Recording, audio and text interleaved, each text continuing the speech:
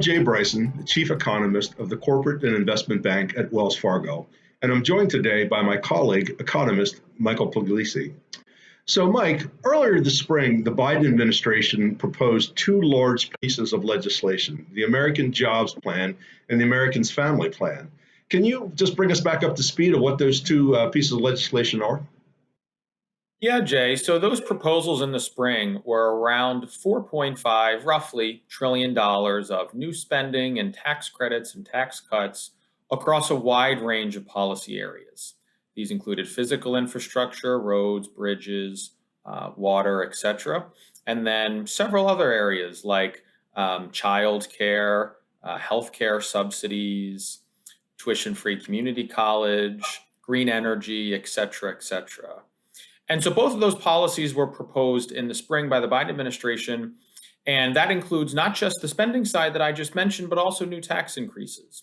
The American Jobs Plan was a little more focused on the corporate income tax side. And then the American Families Plan was more focused on the individual income tax side. And that also included a kind of similarly sized 3 trillion, maybe even a little more than that, new tax increases over the next decade.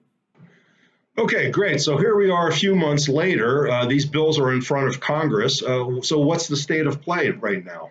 Yeah, so something interesting was Congress really spun off the physical infrastructure package. And so in August, the Senate passed on a bipartisan basis about a $1 trillion physical infrastructure plan. Now, about roughly half of that spending, that $1 trillion figure, is spending that's already occurring and just needed to be reauthorized for the next several years. So around 500, 550 billion or so is actually new spending above and beyond kind of the current baseline.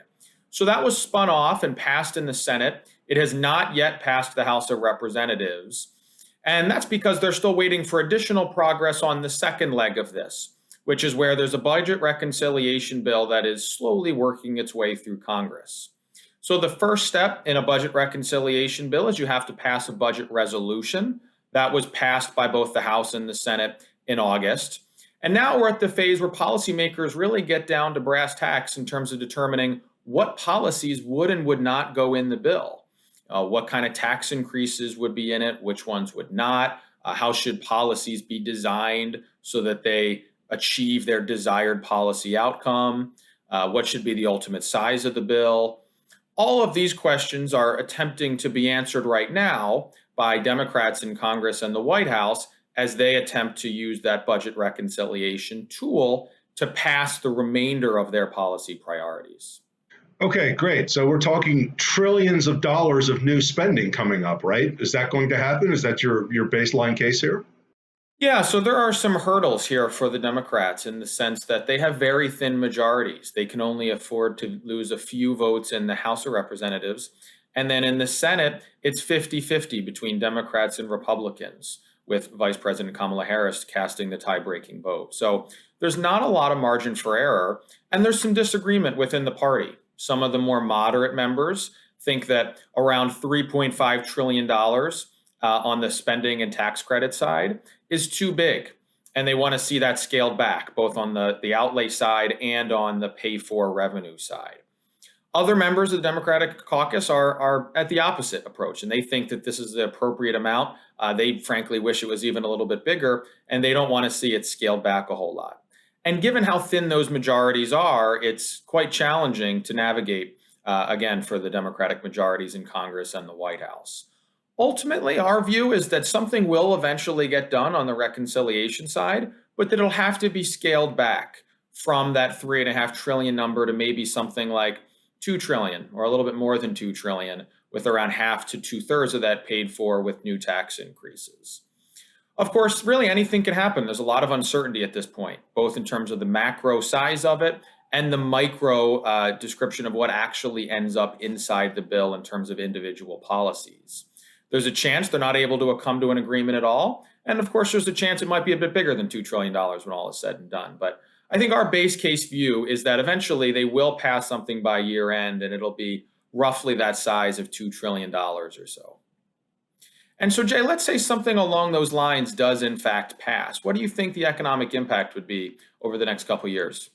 Well, first of all, let's compare these packages to something that we saw earlier this spring, the American Rescue Plan that was passed by Congress. So this is those stimulus checks and everything that got sent out earlier this year. So that was money that got spent essentially immediately. And when that passed, what we did is we lifted our GDP forecast for this year by a full percentage point or a little bit more. This was a big deal. When you look at these packages that we're talking about, first of all, this money, this new spending is going to be spread out over a course of 10 years. It's not going to be hitting the pipeline all in one shot like the American Rescue Plan did. The second thing is this is being offset, as you just mentioned, by some potential tax increases here. Everything else equal, that exerts a slowing effect on the economy. Net net, you take in the new spending and the new tax increases, and I think what we'd be looking at is raising our GDP forecast this year and next year by a tenth, 2/10, 3/10 of a percentage point, something along those lines. But it certainly wouldn't be a full percentage point like we did with the American Rescue Plan. So, Mike, there's one other thing that's running around here, and that's the debt ceiling negotiations that are going on. Is this related at all to some of these things we've talked about, and in terms of the reconciliation package?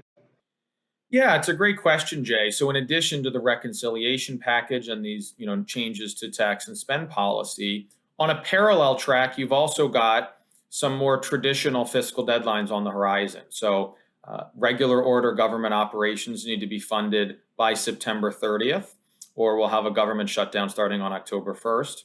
And the debt ceiling needs to be increased or suspended, probably by around the end of October and the turn of the month into November.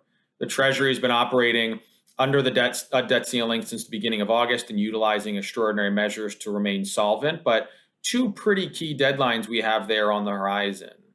How that gets resolved is really anyone's guess at this point. Republicans seem pretty opposed to increasing or suspending the debt ceiling, whether as a standalone measure or attached to a bill to fund the government for this upcoming fiscal year.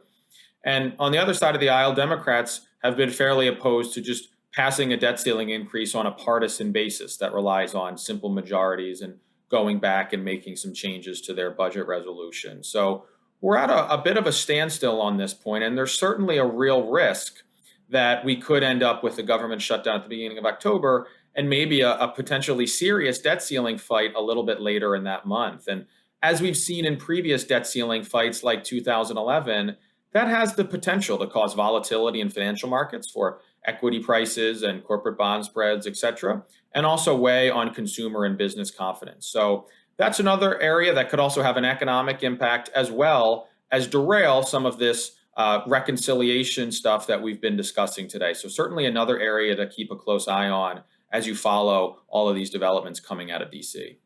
Well, thanks, Mike. I think you summed it up pretty well right there when you said there certainly is a lot of things going on right now. And these developments, these fiscal policy developments, certainly have the ability to cause some volatility in financial markets. So as our thoughts evolve, as these fiscal developments evolve as well, we will certainly keep an eye on it and we'll keep you updated.